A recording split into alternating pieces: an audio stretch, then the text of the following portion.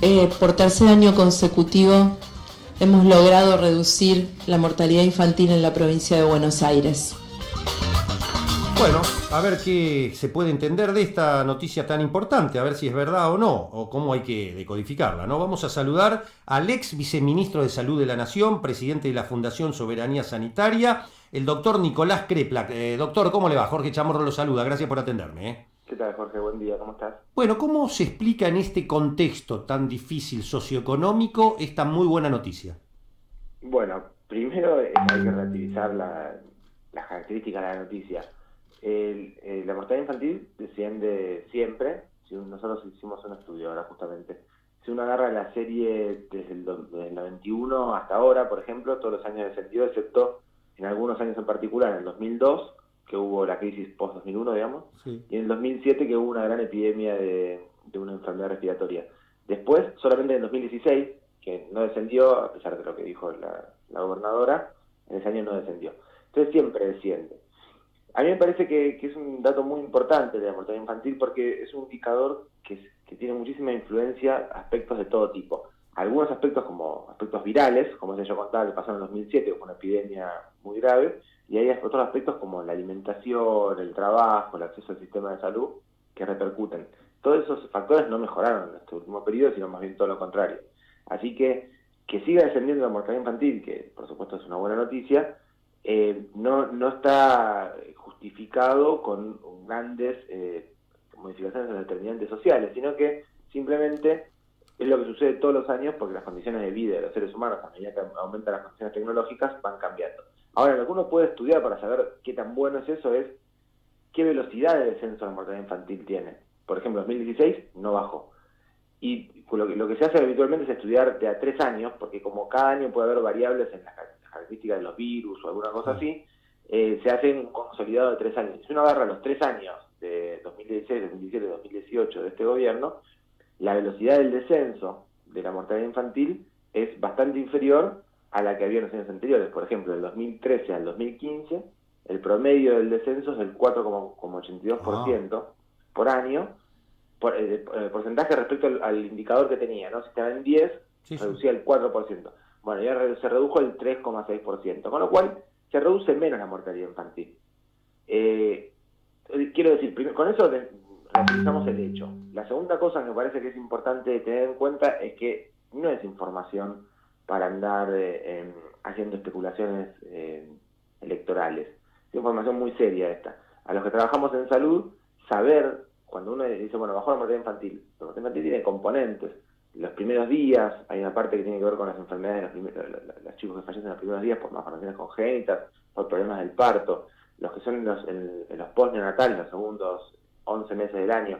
Todo eso te hace, si tenés esa información, cosa que no tiene este gobierno, no la distribuyó, el que trabaja en una Secretaría de Salud puede organizar sus planes de trabajo. Entonces, habitualmente lo que se hace es esperar a tener información completa para entregarla, porque no es simplemente el resultado de un partido de fútbol, sino que hay que tener un poco de información más seria para poder trabajar al respecto. Y finalmente, lo último de los errores técnicos importantes, lo que menciona la gobernadora, es que la mortalidad infantil de la provincia de Buenos Aires no puede estar jamás antes de la mortalidad infantil nacional. Porque muchas personas que viven en la ciudad de Buenos Aires por ahí tienen sus hijos, viven en la provincia y tienen sus hijos en la ciudad de Buenos Aires. Y eso se computa como mortalidad infantil de la provincia, aunque en la estadística todavía la tengan registrada como de la ciudad. Esos cruces son muy importantes porque las condiciones de mortalidad infantil tienen más que ver con cómo vive una familia que el lugar donde se produjo el parto. Con lo cual, si parió en la ciudad de Buenos Aires, pero es conurbano bonaerense... ¿Qué es habitual eso? ¿Pasa mucho? Absolutamente, Bien. absolutamente.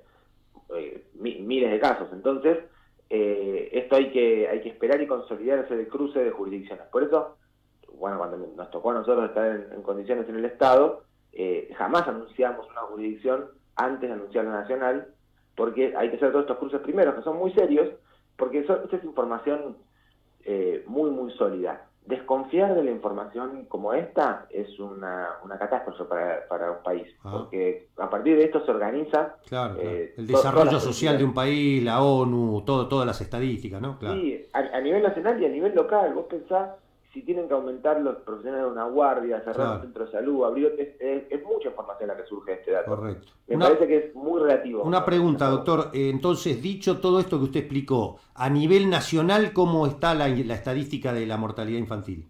El problema es que no tenemos esa información. Ah. Si tuviéramos información a nivel nacional, cuando anuncian la provincial, tiene sentido. No está a nivel nacional. Ni de los últimos años, no hay nada. No, sí, tenemos de la última vez en 2017. En 2016 no se redujo, la mortalidad infantil se venía reduciendo en un promedio de 0,3. Sí. Nacional.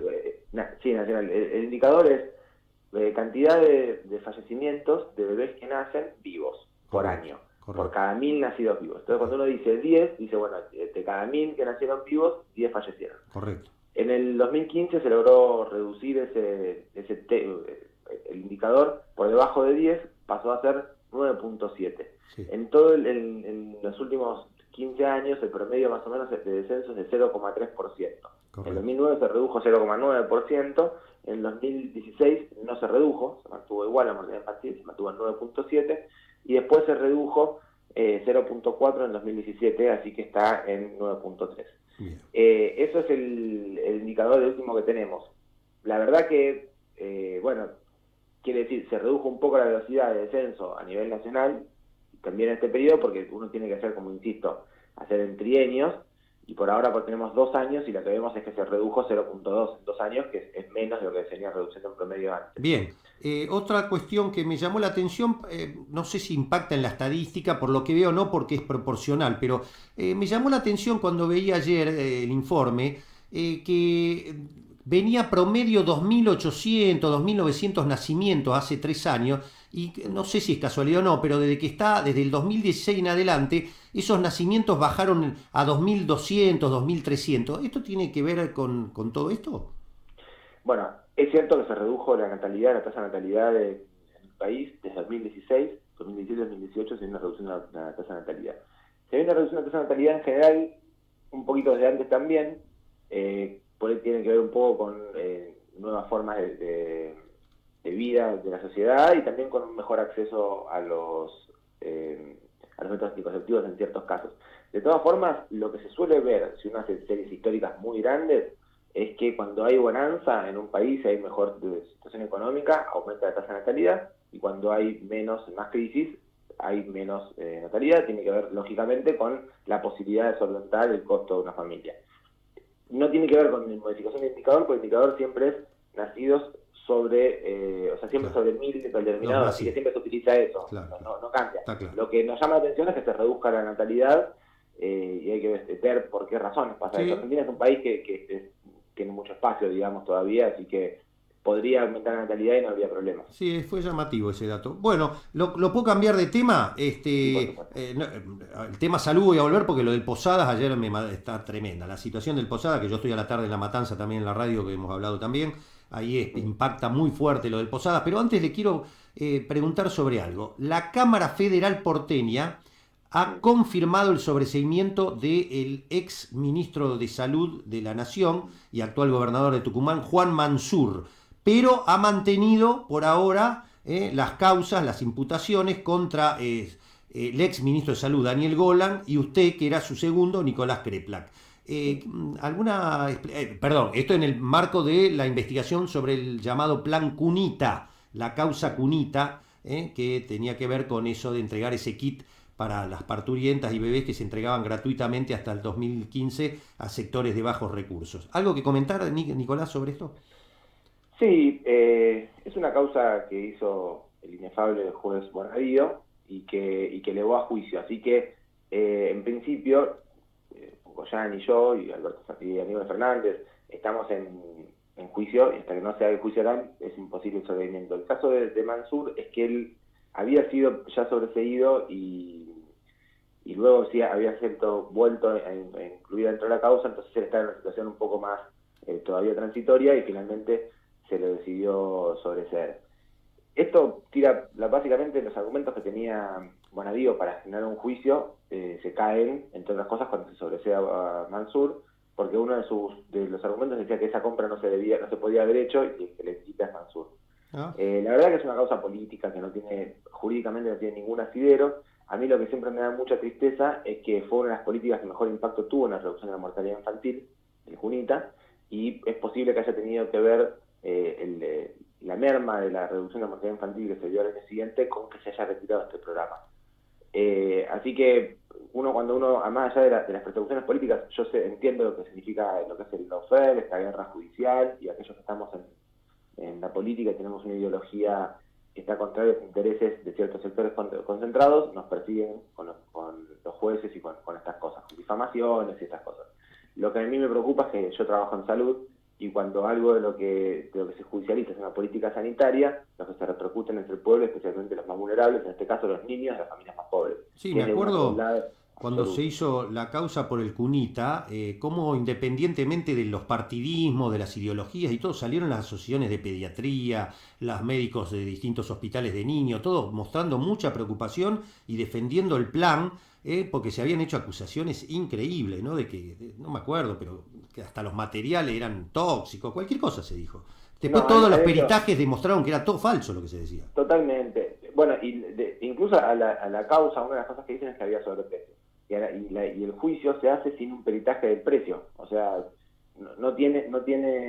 Bonadío no pudo en ningún momento demostrar que había un precio elevado, y igual lo asevera. También decían cosas como que eran de cartón cuando eran de madera, o decían cosas como que se podía defondar el fondo de una cuna que está apoyada en el piso, cosa que sería sí. Una maravilla de la física generar algo así, ¿no?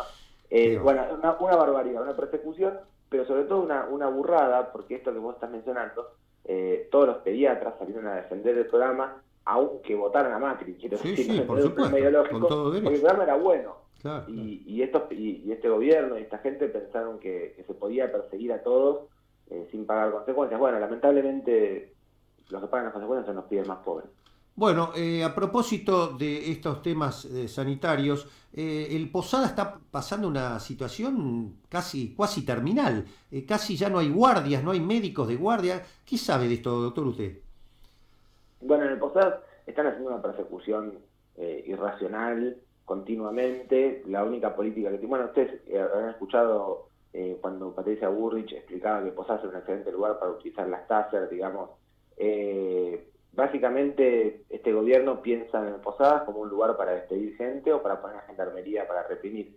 Es un hospital, es un lugar donde se hacen cosas, primero que se trabaja sobre el sufrimiento de la gente para intentar paliarlo, con lo cual no es un ambiente para estar reprimiendo o persiguiendo, y después hay que apoyar a los trabajadores que están ahí. Al mismo tiempo que estamos viendo esto en el Posadas, que es terrible, en la guardia lo que sucede ahora es que han decidido no pagarle a muchísimos trabajadores que desde abril vienen trabajando de una forma bastante precaria. Es una guardia muy muy grande, un hospital el más grande del país, y que cubrir las necesidades de atención ahí es indispensable para mucha población, y no le están pagando porque están aludiendo cuestiones administrativas, presupuestarias absurdas para simplemente continuar una persecución irracional que hacen sobre esos trabajadores. Pero al mismo tiempo estamos viendo eso. La semana pasada fue la marcha más importante de trabajadores del Garrahan en reclamo a las situaciones laborales internas que se haya visto, un hospital emblemático a nivel latinoamericano. Y también antes de ayer se hizo una noche con velas en el cruce para defender el hospital. Es decir, los 3 hospitales que tienen injerencia del Estado Nacional, que son emblemas y los mejores hospitales del país, están perseguidos por todos lados, destruidos, e intentando hacer que sus capacidades estén cada vez peores. Así que lo del Posadas se enmarca en básicamente un destrato y una intención de derribar el sistema de salud muy muy grande por parte del Estado Nacional. Los 3 emblemas entonces del Estado Nacional en la salud son el Posadas, el Garrahan, ¿y cuál es el otro? El Hospital del Cruce, Florencio Varela. Ah, el famoso, claro, que sin cada tanto... Claro. Sí, que aparte han levantado, han renunciado y se han ido médicos de un prestigio internacional, se han perdido departamentos, gabinetes, ¿no? Una cosa realmente muy, muy dolorosa, ¿eh? En todos esos hospitales, son hospitales donde... Yo a veces cuento esta anécdota porque me parece muy interesante.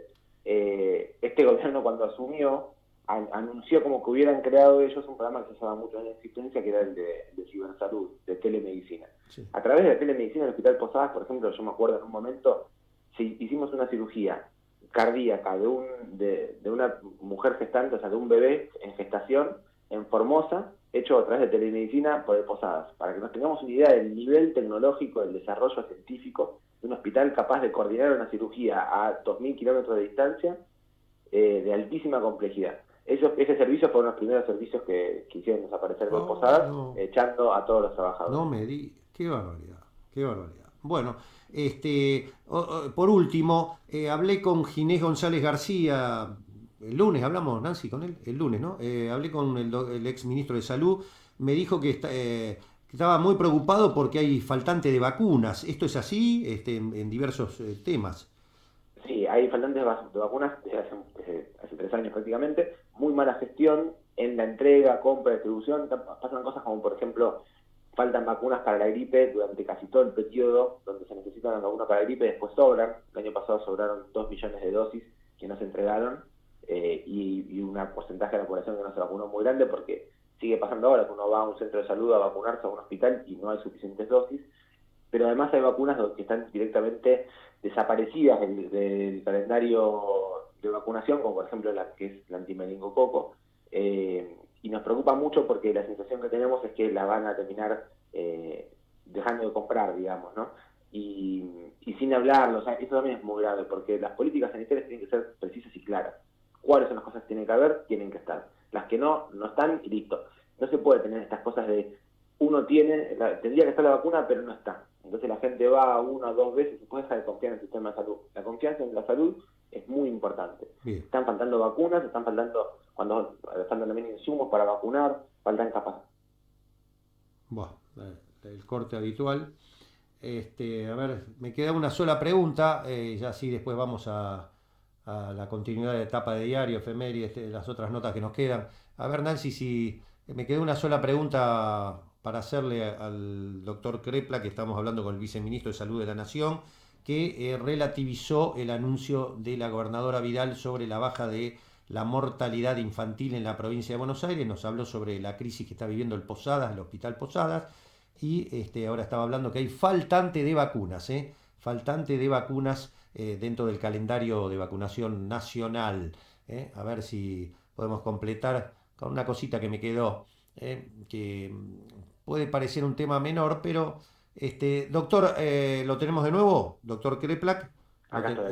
Una última que me quedó, que lo comentó Ginesi, si bien no es algo tan estructural y macro como lo que estamos hablando sanitariamente y de salud, como la faltante de vacuna que usted estaba explicando, pero nos llamó la atención. Usted, no sé si por las dudas de la fundación lo han escuchado, lo tienen relevado o no. Él dijo que en el Paseo del Bajo, esos 8 kilómetros que van por abajo, no previeron la entrada de ambulancias por si llega a haber un accidente y llega a haber un bloqueo de camiones, tiene que ir a las puntas, y puede haber dificultades en eso.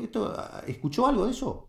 No lo había escuchado. Bien. Me parece muy interesante para analizar, de una observación muy sagaz de Ginés. Por supuesto, 8 kilómetros de alto tránsito de camiones sin ninguna forma de entrada y salida es peligroso. Claro, bueno, eso es lo que nos decía. No hay previsto que de alguna forma pueda entrar algún servicio abajo. Si llega a haber un bloqueo de camiones por el accidente, no llega la ambulancia, no hay manera de llegar a rescatar a las personas en un accidente. Bueno, en fin, esperemos que no ocurra nada de eso. Doctor Kreplak, muy amable por habernos atendido. Muchas gracias. Muchas gracias a ustedes, Jorge. Chao, buen día. El ex viceministro de Salud de la Nación, presidente de la Fundación Soberanía Sanitaria, el doctor Nicolás Kreplak, en Página Abierta.